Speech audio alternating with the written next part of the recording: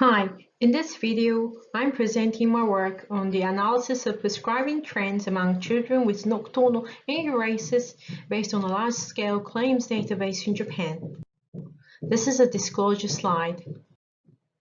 There are various guidelines available for the treatment of nocturnal enuresis in children, but the study on how children are actually treated is still limited, especially in Japan. So, in this study, we examine the real-world pharmacological prescribing trend using the large-scale claims database in Japan. Here is the methods. Our research design is a retrospective observational descriptive study.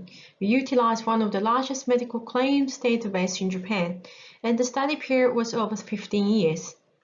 In this study, we defined children as under 16 years old. The diagnosis was confirmed based on the ICD-10 and the Japanese disease code. The target drugs included are all shown in the slide. We obtained the approval from the university's IRB. The selection of 3 different study cohorts for each analysis purpose is shown. From the original cohort of 23,000 registered children, we identified those who received the diagnosis at least twice to eliminate the possible suspected cases. There were about 3,500 children, and we analyzed the overall prescribing trend. For newly diagnosed, due to the limits in space and time, the detailed algorithm is not shown here, but we identified just over 3,000 children, and we analyzed the first prescribed age. Finally, we selected those who underwent at least 12 months of follow-up and analyzed their initial medication choice.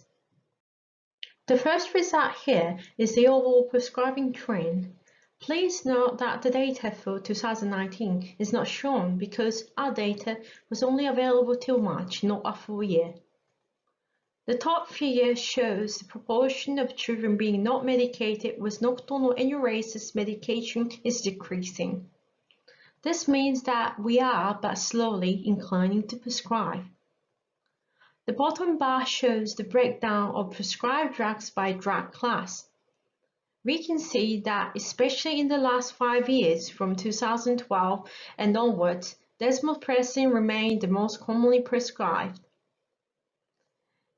This actually coincides with the timing of the introduction of desmopressin sublingual tablet formulation in Japan.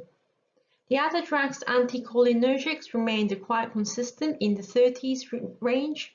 On the other hand, tricyclics decreased steadily overall. The results of the first prescribed age is shown here. On average, children were prescribed with nocturnal enuresis medication at the age of 8.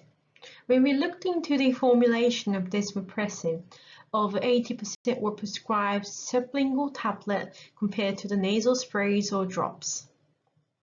Here, we look at the initial medication prescribed. Because there are many drugs available within the same class, rather than drug class, the table shows the list of individual medication commonly prescribed. Again, desmopressin being the most commonly prescribed initial medication at 45.1%, followed by imipramine 24.1%, propivarin 17.6%, and so on. In conclusion, we revealed the proportion of children being prescribed with medications for nocturnal enuresis was generally on the rise each year.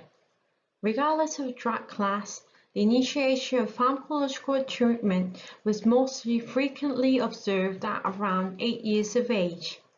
In recent years, desmopressin became the mainstay treatment, especially when the sublingual tablet formulation became available.